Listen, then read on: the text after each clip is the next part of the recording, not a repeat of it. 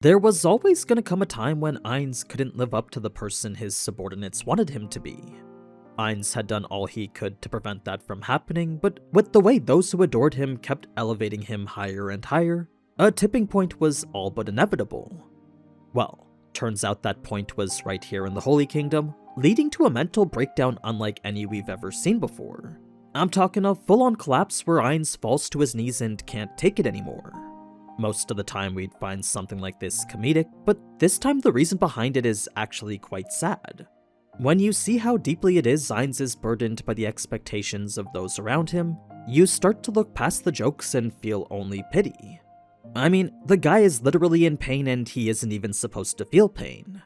So, if you want to know what it is that pushed Ainz past his breaking point, then stick around as this will probably be the most important cut content so far. Before we get further though, just like how Nea and the Paladins are fighting in this massive war for their very survival, so too is what's happening in today's sponsor, Goddess of Victory Nikke, the high-quality anime sci-fi RPG shooter on mobile and PC. With their 3rd anniversary bringing the biggest update and rewards the game has ever seen, not only is it a celebration for each of the 45 million players worldwide, it's also the climax to 3 years of build-up. An Avengers-level showdown where the strongest forces of the Nikke universe converge for their biggest face-off yet. So, with this epic large-scale battle comes a whole new game mode and even a brand new cinematic opening. That's not even the best part, since if you check out what the anniversary update has to offer right now, you can claim up to 220 pulls for free along with the SSR character Chime. It's the most rewards Nikke has given away ever. Plus, with the new story mode making progressing through the campaign easier, anyone regardless of whether you're a new player or a veteran can enjoy the story Nikke's been building for the past 3 years. As for what that story's bringing now, well, there's 2 main plotlines to immerse yourself with. The first is the all-out war against the Rapture Queen, finally bringing the mysterious and elegant clone-wielding Nayata to the battlefield. She's the one leading the charge along with her stunning new Wu-Wei skin. On the other hand, you, the commander, are tasked with gathering the 4 beasts, together with Liberalio, who's finally obtainable now.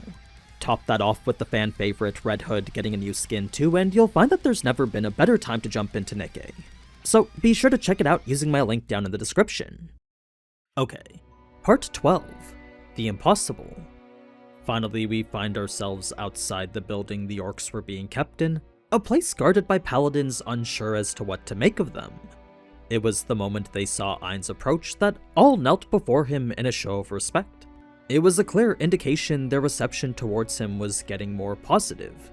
Ainz would then usher them to continue with their other work, but because their orders were to stay and guard this location, Ainz had no choice but to take that back. It was an unintentional ad-lib that I'm sure left him quite flustered.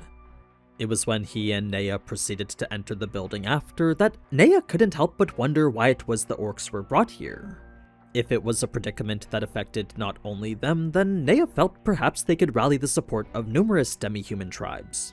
Perhaps this could be the turning point spurring them to fight against Yaldabaoth. First, she needed to look past the fact that they were orcs though, since up until now, all they were enemies to be hated. Invaders she villainized as the attackers of her country. It was when she heard the sounds of a child crying and a mother trying to calm it that's when Nea was forced to consider something she'd never even thought of. Despite them being orcs, they too lived a life the same way humans did. So, knowing such made the conditions they were in all the worse, as the environment they were kept in was filthy with blood, vomit, and excrement. It was a disgusting prison unfit for the tidy race the orcs were known to be. Now, Ainz's entrance was met with significantly more fear, as the sight of an undead caused many of the orcs to panic. Ainz would attempt to command them to shut up, but a fierce order like that was met with even more panic. Their pleas for mercy echoed twice as loud now. This, of course, only went to make Ainz frustrated, leading him to punch the door with what seemed like all his might. I mean, it was an impact strong enough to bust the door right off its hinges and into the hallway. Naturally, silence came after, so Ainz would then tell them not to make any more outbursts. It was a stern warning that worked to keep the room silent. Ainz would then say what we saw in the movie, telling the orcs he'd come to free them. The thing is, even Nea, who struggled to read the faces of demi-humans, could tell each and every one of them were thinking this was a lie. So, Ainz would request a representative step up to speak for the orcs, leading to the conversation with DL. At first, he didn't say a word, leaving Ainz confused as the whole point was to have a discussion with him. That's when Nea would remind him he told them to shut up, clearing up the confusion and progressing the conversation a bit different from what we saw. You see, the first thing Ainz asked was not why they were imprisoned, but rather if DL noticed anyone among them whose personality changed. That or if someone acted like they were someone else. This was probably Ainz looking out for shapeshifters, a concern we know he was having from last episode. It was when DL responded no that's when Ainz would probe into what they were doing here. We know they were prisoners for not following Yaldabaoth, but they were also definitely subjects of DEMIURGE's vile experimentation. Like, not only did Ainz's question about it shock them to their core, just the mention of what happened spurred some of the orcs to start vomiting. So, whatever it was DEMIURGE did to them, it definitely didn't follow the Geneva Convention. Now, their reactions had actually left Ainz flustered, perhaps even guilty, as a clear change in attitude could be sensed from him. There was much more compassion in the way Ainz spoke now, almost like a parent trying to comfort a kid that one of his children made cry. Such was an observation from Nea, a surprisingly spot-on one considering the circumstances. So, Ainz would then ask if they needed anything, a question to which they chose to answer very modestly. All they wanted was to not talk about what happened. They knew they would have to if Ainz ordered it, but if that was the case, they at least wished to discuss it where no one else could hear. That's apparently how traumatizing DEMIURGE was to them. In fact, when the topic of fighting against Yaldabaoth came up after, DL was quick to dismiss it as even an option. Where before they would have fought for sure, now they couldn't even fathom it. Everything the demons had put them through left them broken. The orcs had no courage left to do anything. We know they just wanted to get as far away from Yaldabaoth as possible, but the reason they refused to go with Ainz is because to them, joining an undead meant becoming an undead themselves. It was clear their mindset was no different from Nea's when she first met Ainz. So, even when Ainz mentioned how he had quite the diverse population of demi-humans, DL refused to believe that this was the truth. To him, there was no way an undead could be this fair and just ruler to the living. The thought of it was just too unfathomable. That's when Nea would step in to tell them otherwise, statements Ainz had no problem with up until she was about to talk about his monuments.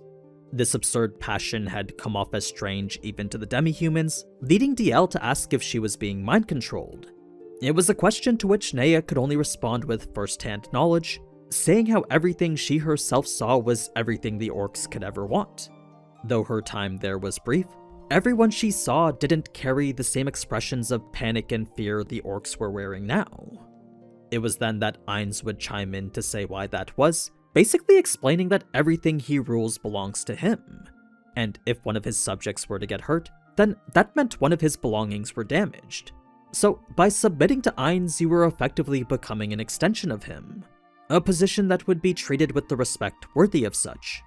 By now, DL didn't find Ainz's offer too terrible, but to make such a decision wasn't something he could do on his own. The idea of safety was quite tempting though, especially since defending themselves against the demons wasn't going to be possible. So as Ainz saw the orcs leaning more towards his offer, he would reiterate that taking it would result in his full support as their king. With so many different types of people living in his lands, Ainz made it clear all he wanted was for them to work together. Such was a statement that led Nea to question why her own kingdom wasn't like that, a thought she immediately got an answer to. The reason Ainz could accept anyone and everyone was because of his power. He alone made the peace between his people possible.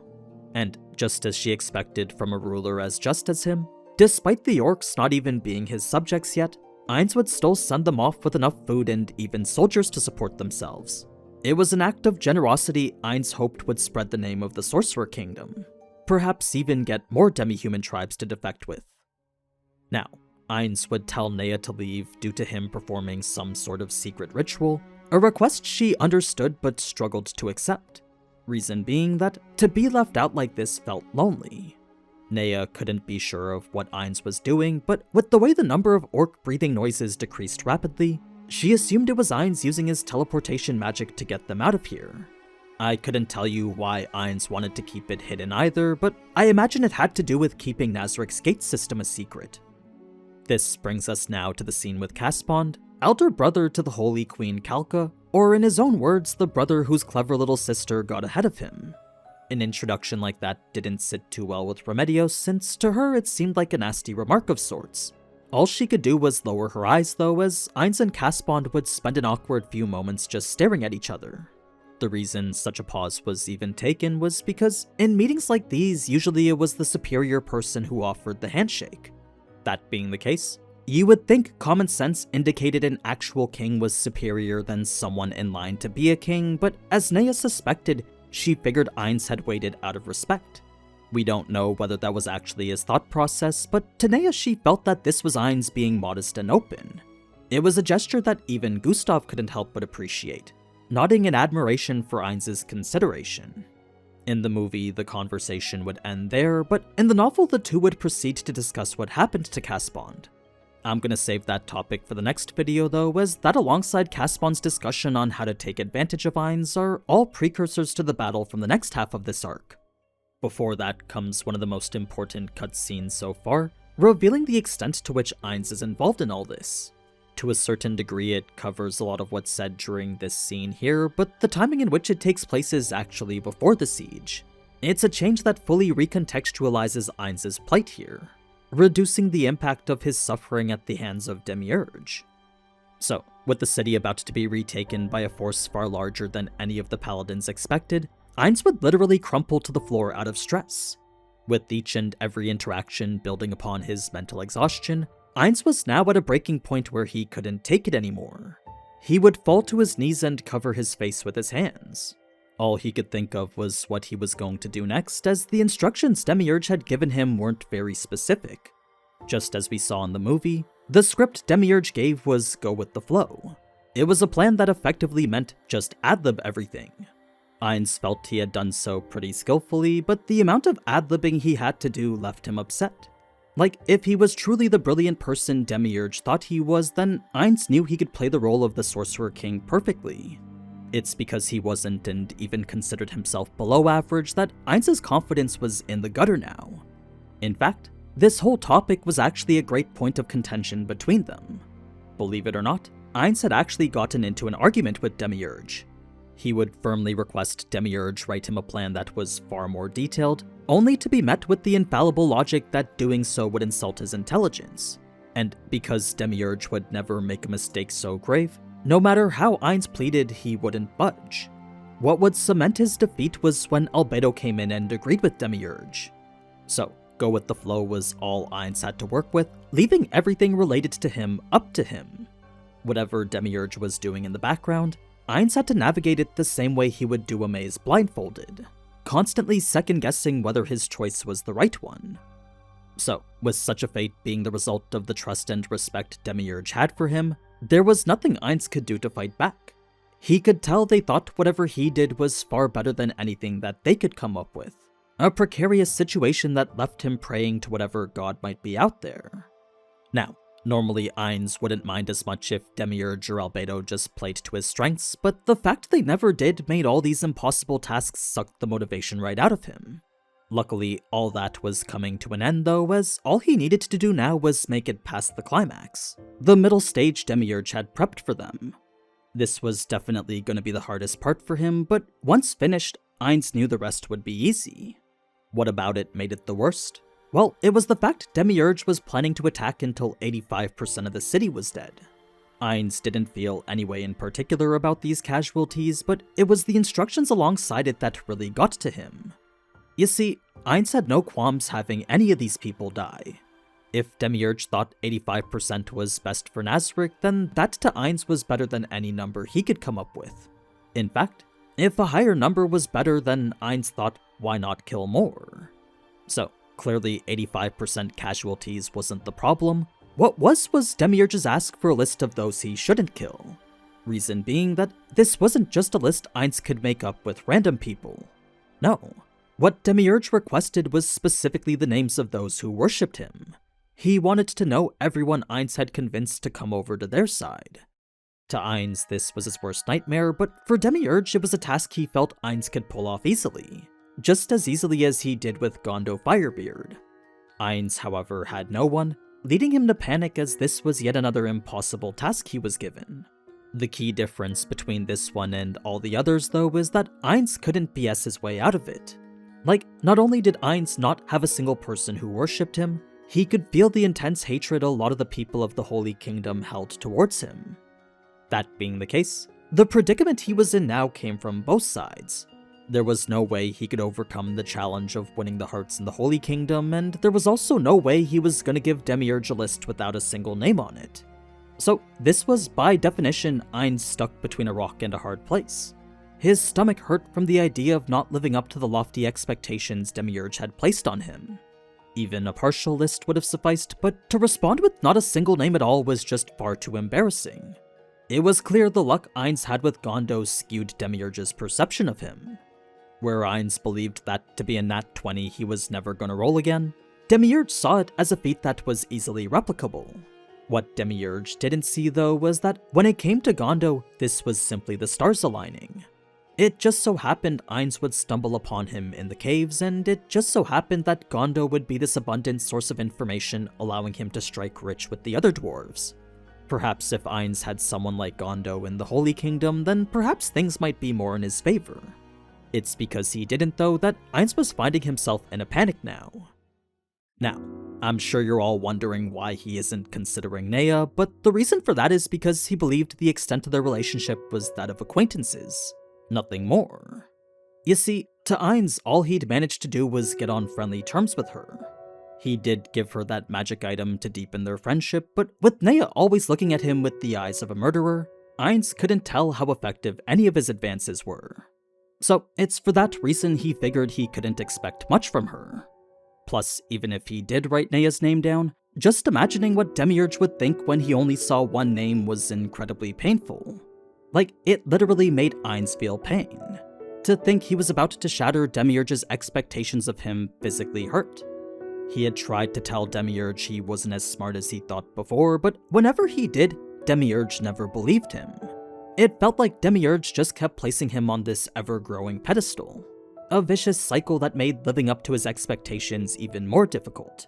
So, sooner or later, the end result was always going to be a situation like this. A predicament where winging it wasn't going to be good enough anymore. Ainz then thought maybe it was best to let DEMIURGE know he wasn't as awesome as he might think, but his reaction to such a revelation left Ainz terrified. Like, if the roles were reversed, Ainz knew he'd be upset for sure. He could only imagine what emotions he'd feel had his boss ruined a deal he'd worked several years on. This is why Ainz was so stressed now, because it wasn't just about not being able to provide the list. It was about not reaching a conclusion that was satisfying. With the way he was headed now, all roads led to DEMIURGE being disappointed in him. Ainz actually explains it with quite the good analogy, saying how he'd climbed so high that if he was to fall now he'd take too much damage. He'd tried lowering himself by constantly reminding them he wasn't great, but even as his plans failed right in their face, they still somehow found a way to make him look amazing. I mean, even now, one of Ainz's plans was failing spectacularly. To highlight this, Ainz would pull out a normal sword with runes carved into it, a weapon with just as much power as Nea's bow. The runes didn't actually do anything, but as a weapon created with what Ainz described as Yggdrasil tech, one can only imagine it was better than the average sword. So, Ainz had prepared a number of these weapons, fully intent on lending them to the people of the Holy Kingdom. He then planned to hype them up as powerful rune gear only made in the Sorcerer Kingdom, their feats made clear during the battles against the demi-humans. It was after that Ainz hoped to advertise them as finished products, one more people would want to get their hands on. This all depended on Nea though, as the bow he gave her was supposed to be the catalyst which would start this runecraft hype. It was when no one came asking for anything though that Ainz couldn't help but wonder where was it he went wrong. The bow was certainly flashy enough to catch people's attention, he figured he just needed to make Nea fight on the front lines with it. So, yet again, Ainz's plans were falling through, further solidifying the point that he was nowhere near as amazing as his subordinates thought he was. It's when you think more about it that this whole situation is actually quite depressing for him. I mean, here Ainz is struggling to meet the expectations of those far more capable than him, and when he finally has the confidence to come up with a plan of his own, not a single part of it plays out the way he wants it to. Perhaps if it did, Ainz might feel a bit better about himself, but if he can't even meet his own expectations, then how could he hope to meet anyone else's? It makes the adoration everyone else feels towards him all the more painful. So much so that you start to think, how much longer can Ainz keep the charade up for? It was then that Ainz would hear a knock, bringing us to a cutscene with a doppelganger. We don't know who this doppelganger is, but based on the details of his conversation with Ainz, we're led to assume it was someone in the room from this scene here. We of course know it was Caspond, but as a novel reader that's not confirmed until later. As for what the two needed to talk about, it was to answer the question Ainz had been dreading this entire time. Who was it that DEMIURGE needed to spare? Who did Ainz convert and want to let live for this upcoming siege? Ainz would circle the room thinking frantically of what to say, his emotions constantly being suppressed every time they almost overwhelmed him. It was once time seemed like it was running out that Ainz decided to just speak frankly. He would say there was no one in the city that needed to be saved. DEMIURGE was free to thin them out as needed. That's how Volume 12 comes to an end, leaving the story on a pretty big cliffhanger. Now, for me this whole scene was probably the most important because it really highlights where Ainz is at as the protagonist. It kinda boggles my mind that they decided not to include it. I'm of the mindset that if you're not going to show the impact the events of the movie have on the main character, then why bother to show the movie at all?